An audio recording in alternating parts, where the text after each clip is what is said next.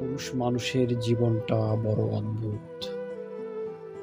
ছোটবেলায় থেকে তাকে শেখানো হয় শক্ত হতে, কাঁদতে নেই, ভেঙে পড়তে নেই, শুধু দায়িত্ব নিতে হয়।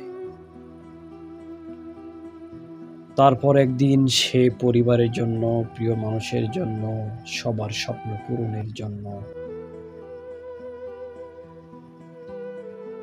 নিজের স্বপ্নগুলো নিঃশব্দে মেরে ফেলে। সবাইয়ের মুখে হাসি রাখার চেষ্টা করতে করতে সে নিজের হাসিটাই ভুলে যায়। সবার কষ্ট বুঝতে বুঝতে নিজের কষ্টগুলো আর কাউকে বলাই হয় না। শেষ পর্যন্ত দেখা যায় যে মানুষটা সবার জন্য এত কিছু করলো, সে মানুষটাই নিজের জীবনটাকে চুপচাপ দায়িত্বের নিচে চাপা দিয়ে শেষ করে ফেলে।